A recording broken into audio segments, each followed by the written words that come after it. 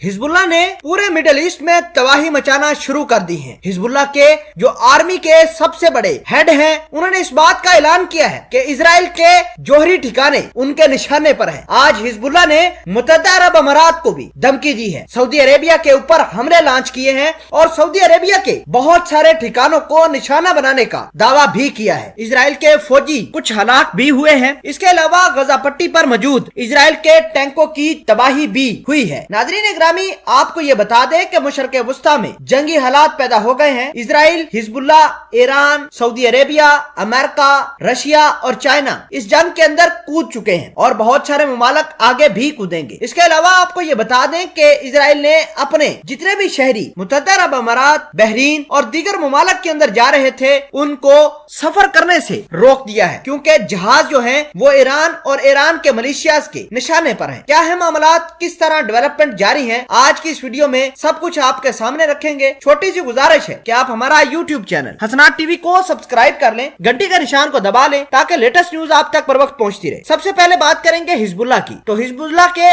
Army के chief ने इस बात का ऐलान किया है कि हमने इजराइल के फौजी ठिकानों को निशाना तो बनाना ही है, साथ इनकी इबादत गाहों को भी निशाना बनाएंगे। नाज़रीन ग्रामी, ये बात इजराइल के नेशनल सिक्योरिटी काउंसिल के एडवाइजर ने खुद इस बात की तस्दीक की है कि इजराइल के जितने भी मजहबी ठिकाने हैं, जितनी भी इबादत गाहें हैं, उन पर हिजबुल्लाह अटैक कर सकता है। ईरान हिजबुल्लाह को टास्क दे चुका है कि इजराइल की फला मजहबी इबादत गाह को तबाह बर्बाद करना है। नाज़रीन ग्रामी, इजराइल के अंदर हालात इस कदर खराब हुए हैं कि लोग अपने घरों में महसूर हो चुके हैं। मुख्तलिफ इलाकों के अंदर इजराइल ने इमरजेंसी नाफिज कर दी है। लोगों को घरों के अंदर महसूर होने के अहकामात भी जारी कर दिए गए हैं। नाज़रीन ग्रामी, इसके अलावा इजराइल ने अपने जितने भी शहरी बहरीन, मुत्तहिदा अरब अमारात विजिट के लिए जा रहे थे, उनको भी ट्रेवल करने से मना कर दिया है और उनको वीजे न देने का फैसला किया है, क्योंकि जितने भी जहाज आजकल इजराइल से मुत्तहिदा अरब अमारात, बहरीन या फिर मिडल ईस्ट के जितने भी ममालिक के अंदर जा रहे थे, उनको निशाना बना सकता है हिजबुल्लाह, क्योंकि हिजबुल्लाह के पास इतनी पावर और टेक्नोलॉजी मौजूद है कि वो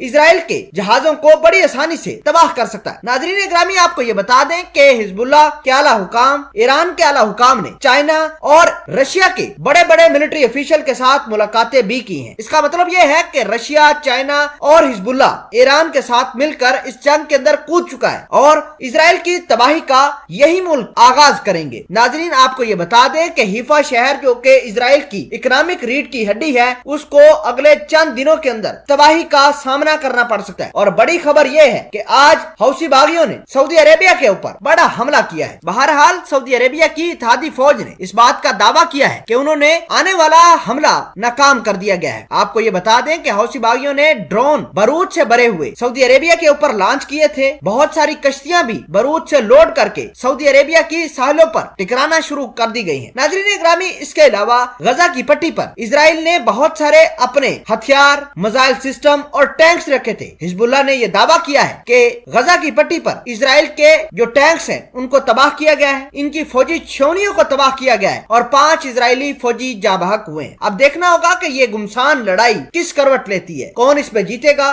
और कौन हारेगा।